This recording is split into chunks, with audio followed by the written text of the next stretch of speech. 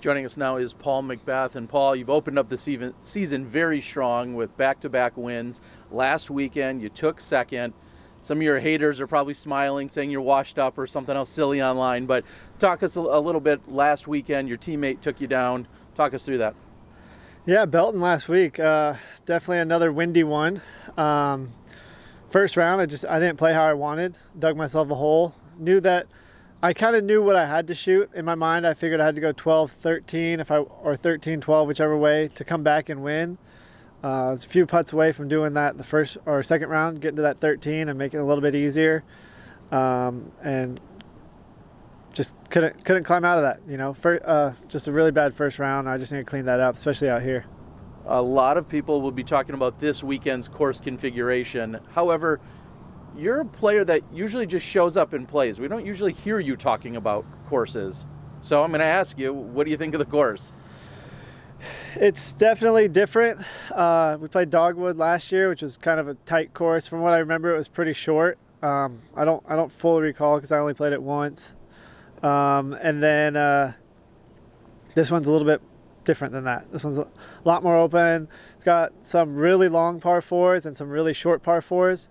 But there are a lot of the par threes I really like. I think you have to throw skilled shots on them. So there's some enjoyable ones. There's some that I'm just really playing for par. Like on hole 4, for example, if I just go 4-4-4, I'm gonna be happy with that because I feel like that's the best I can score on that hole. So, and then on top of it, it's been extremely windy the last 2 days. I hated the course in that wind today. It was really enjoyable because it was pretty calm. So we'll see how the weather treats us out here and see if I have good things or bad things to say. And last question from me is, we've seen you dabble more in course design and trying to develop that, not from necessarily your foundation perspective, but overall competitive courses. Greg Barsby, world champ, involved with this. Avery Jenkins involved with course design. When are we going to see an Elite Series event on a course that's solely designed by you? There's a course in Virginia that can definitely host one. I know been trying for a little bit. We'll see if it happens. But yeah, I think as far as the spectators might be a little bit more difficult. I think that's kind of what I heard here is why this one changed is for spectators. But until I have a piece of property that I feel like I can really work with and do something like that, I would love to do it. Actually, I think there might be something fun that we'll do this winter. We'll see. All right, here's Hayden. Hey, Paul. What's your process like when you step up to a new course for the first time? Throwing multiple shots, taking notes. How do you break it down your first time through? This one just kind of walk through. So Monday I got a couple holes in, but we had that huge storm come through, so I was able to get like 9 or 10 holes in. So some of them I remembered from last year, that little four hole stretch there, and then usually I'll use like the first 2 days to kind of learn the holes. Throw a bunch of disc on them, see how they fly on that hole, see which way I need to go. Then as each day progresses, I'll throw a little bit more specific shots on those holes, something that I feel like I'll do in the tournament.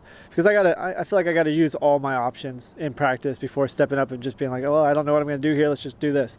So it's a long process on new courses like this. But I will say I think it's better too because I feel like it's more quality practice than going to a course that I've played for maybe 12 straight years, because then I just go out there and throw, and it's not as productive, I should say. So this is definitely like it's good restart through the year when we do have these new courses. Hey Paul, Chris with Gatekeeper Media. Yeah. Just one question. Start of this season, you're showing a lot of old form 2015 type years where first, second place. How do you keep up that mental and physical just grind that you have over the years? I mean, been doing this for so long at a top level. I just want to hear that. Yeah, this winter has been it's been a good winter, but it's been a really tough winter at the same time, or this off season, I should say. But physically, I was able to like recover from a lot of things and just rest. So I feel refreshed. I feel like, I guess, youthful. Getting out here and playing for 8-10 hours a day. It seems like just being out here all day and just going and going and going, not really getting too tired and just enjoying it, having fun with it. Because I mean, at the end of the day, I'm playing a sport for a living, so it is enjoyable. It is work, but it's also fun, and that's kind of why I got into it. So just enjoying it probably more than I have the last couple of years. Cool. I noticed you dropped some new merchandise on the Paul McBeth Foundation store. Any news on Anything with that? That should be dropping today. It might have dropped already, but I think it's dropping today. And just a lot of cool merchandise to support, you know, instead of just donating money, you know, you can actually get something for it as well. But it's all helping the projects that have already happened as well as the future projects. Just getting more materials, more discs, more baskets, more potential locations as well. So any support is helpful. So, you know, if you want to go and purchase a sweatshirt and represent the foundation, it's much appreciated, and I'm sure, you know, your dollar's going somewhere good. You know, it's going to spread disc golf around the world, and as well as some bigger cities here in the U.S. Rejoining you here, Paul, for a quick one, which is you spoke of being youthful and feeling good, but you've been out here grinding. You've been on the tour for a long time, 15 years now, I believe, as a professional. Would it be surprising to some to see that you're driving an RV from one event to another? You're out there doing your own travel planning. Is that surprising to some, or is that just part of being a professional disc golfer? Well, so I do the driving, yes, but I don't do all the planning. I don't do all that. I have people behind the scenes that are really getting those things together. So I just go point A to point B. So that does make that a lot easier. And then I don't know, it's fun. I get to travel the country. I get to stop if I want. I get to do whatever I want. But it does make it a lot easier when you have all your stuff with you. I like the flying and stuff, but you only get one suitcase and a couple carry-ons, and then you got to get around a car. It's a long process to fly places. So if I can take an RV and have my Jeep with me, makes it a lot easier.